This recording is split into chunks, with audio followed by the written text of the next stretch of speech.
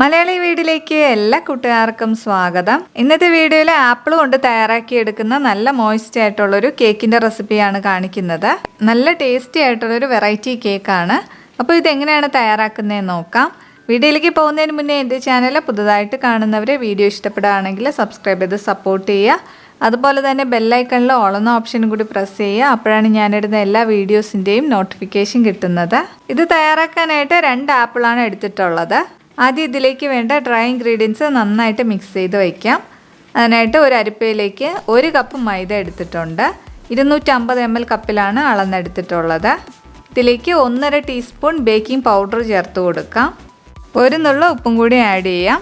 ഇതൊരു 3 പ്രാവശ്യം നന്നായിട്ട് അരിച്ചെടുക്കണം. അപ്പോഴാണ് എല്ലാം നല്ലപോലെ മിക്സായി കിട്ടുന്നത്.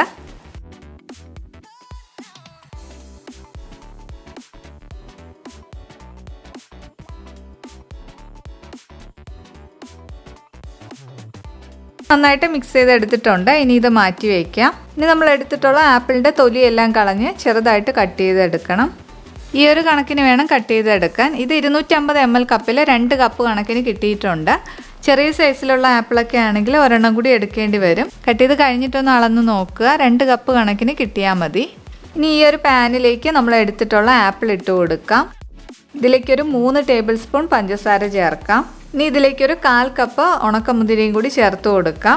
ഞാനിവിടെ കുരു ഇല്ലാത്ത ഉണക്കമുന്തിരിയാണ് എടുത്തിട്ടുള്ളത്. ഇതെല്ലാം കൂടി നല്ലപോലെ ഒന്ന് മിക്സ് ചെയ്തെടുക്കണം. നല്ലപോലെ മിക്സ് ചെയ്ത് കഴിഞ്ഞാൽ ഇനി ഇത് അടച്ചു വെച്ച് വേവിക്കാം. ഫ്ലെയിം ലോയുടെയും മീഡിയത്തിൻ്റെ ഇടയിലാണ് വെച്ചിരിക്കുന്നത്. ഇടയ്ക്ക് തുറന്നൊന്ന് മിക്സ് ചെയ്ത് വയ്ക്കണം. ഇതിലേക്ക് എക്സ്ട്രാ വെള്ളമൊന്നും ചേർക്കണ്ട. ആപ്പിളിൽ നിന്ന് തന്നെ നല്ലപോലെ വെള്ളം വന്നിട്ടുണ്ട്. മിക്സ് ചെയ്തിട്ട് വീണ്ടും അടച്ചു വെച്ച് വേവിക്കാം. ഇതിപ്പോൾ നന്നായിട്ട് വെന്ത് കിട്ടിയിട്ടുണ്ട്. അതുപോലെ ആ വെള്ളവും വറ്റി വന്നിട്ടുണ്ട്. എന്നാൽ ഒരുപാട് അങ്ങ് ഡ്രൈ ആയിട്ടുമില്ല. അപ്പോൾ ഈ ഒരു കണക്കിന് വേണം എടുക്കാൻ. ഇതിനി തണുക്കാനായിട്ട് മാറ്റി വയ്ക്കാം.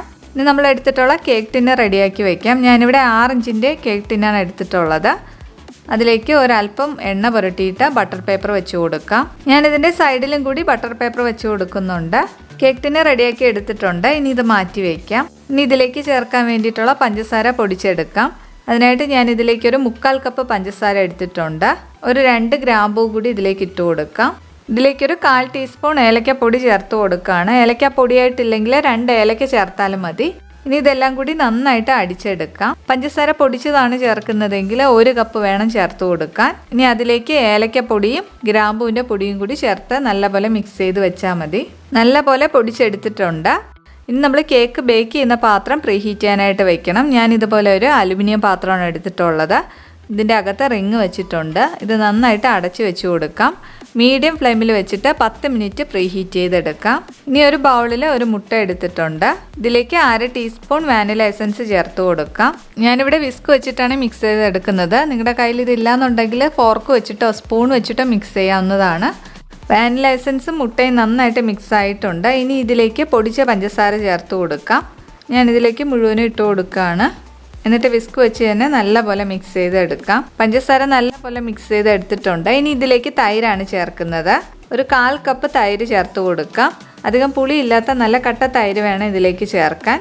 തണുപ്പ് മാറിയ ശേഷമാണ് ഇതിലേക്ക് ചേർക്കുന്നത്. ഇതും കൂടി ചേർത്ത് നല്ലപോലെ ഒന്ന് ഇളക്കി കൊടുക്കാം.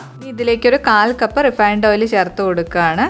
ഞാനിവിടെ സൺഫ്ലവർ ഓയിലാണ് എടുത്തിട്ടുള്ളത്. അപ്പോൾ അതും നന്നായിട്ട് മിക്സ് ചെയ്തെടുക്കണം. ഇനി ഒരു സ്പാച്ചില വെച്ചിട്ട് ഫോൾഡ് ചെയ്താണ് എടുക്കുന്നത്. ഇതിലേക്ക് ഡ്രൈ ഇൻഗ്രീഡിയൻസ് ചേർത്ത് കൊടുക്കാം. ഞാനിവിടെ 3 പ്രാവശ്യമായിട്ടാണ് ചേർത്ത് കൊടുക്കുന്നത്. അപ്പോൾ ആദ്യം കുറച്ച് ചേർത്ത് നല്ലപോലെ ഒന്ന് മിക്സ് ചെയ്ത് വയ്ക്കാം. ഇതൊന്ന് മിക്സ് ചെയ്ത് കഴിഞ്ഞാൽ ഇനി ഇതിലേക്ക് പാലാണ് ചേർക്കേണ്ടത്. 1/4 കപ്പ് പാലാണ് മുഴുവനായിട്ട് ഇതിലേക്ക് ചേർത്ത് കൊടുക്കേണ്ടത്. ചെറിയ ചൂടുള്ള പാലാണ് എടുത്തിട്ടുള്ളത്. അതിൻ്റെ പകുതി ആദ്യം ഇതിലേക്ക് ചേർത്ത് നല്ലപോലെ ഒന്ന് മിക്സ് ചെയ്ത് വയ്ക്കാം. ഇനി കുറച്ച് ഫ്ലോർ ചേർത്ത് കൊടുക്കുകയാണ്.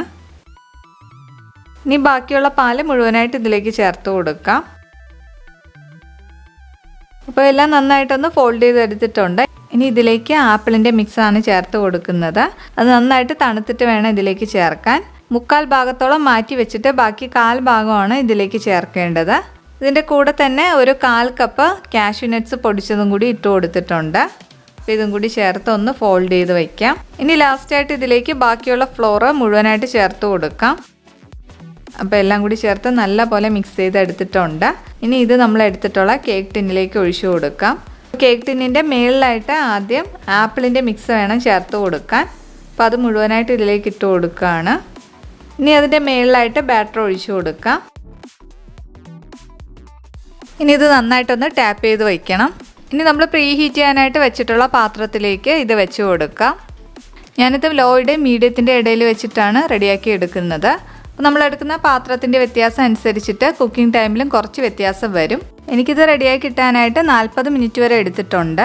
ഒരു 30 മിനിറ്റ് ഒക്കെ കഴിയുമ്പോഴത്തേക്കും ഒന്ന് ചെക്ക് ചെയ്താൽ മതി. അപ്പോൾ ഇത് നല്ല ക്ലീൻ ആയിട്ടാണ് വന്നിട്ടുള്ളത്. അപ്പോൾ നന്നായിട്ട് വെന്തിട്ടുണ്ട്. ഇതിനി തണുക്കാനായിട്ട് മാറ്റി വയ്ക്കാം. നല്ല പോലെ തണുത്ത് കിട്ടിയിട്ടുണ്ട്. ഇതുപോലെ ഒന്ന് തട്ടി കൊടുക്കാം. പെട്ടെന്ന് തന്നെ ഇളകി വരും. ബട്ടർ പേപ്പർ എടുത്ത് മാറ്റുകയാണ്. കാണുമ്പോൾ തന്നെ അറിയാലോ, നല്ല സോഫ്റ്റാണ്, നല്ല മോയ്സ്റ്റ് ആയിട്ടുള്ള കേക്കാണ്. അതുപോലെ നല്ല ടേസ്റ്റിയുമാണ്. അപ്പോൾ എല്ലാവരും തീർച്ചയായിട്ടും ട്രൈ ചെയ്ത് നോക്കുക. അപ്പോൾ ട്രൈ ചെയ്ത് നോക്കിയിട്ട് നിങ്ങളുടെ ഫീഡ്ബാക്കുകൾ അറിയിക്കുക. ഇതുപോലെ തന്നെ ഞാൻ ഇതിന് മുന്നേ കേക്കിൻ്റെ വീഡിയോസൊക്കെ അപ്ലോഡ് ചെയ്തിട്ടുണ്ട്. അപ്പോൾ അത് കാണാൻ താല്പര്യമുള്ളവർ അതും കൂടി ഒന്ന് കണ്ടു നോക്കുക. അതിൻ്റെ ലിങ്ക് താഴെ കൊടുത്തേക്കാം. വീഡിയോ ഇഷ്ടപ്പെട്ടാൽ ലൈക്ക് ചെയ്യുക. അതുപോലെ തന്നെ സബ്സ്ക്രൈബ് ചെയ്യാതെ കാണുന്നവർ സബ്സ്ക്രൈബ് ചെയ്ത് സപ്പോർട്ട് ചെയ്യുക. Thank you for watching.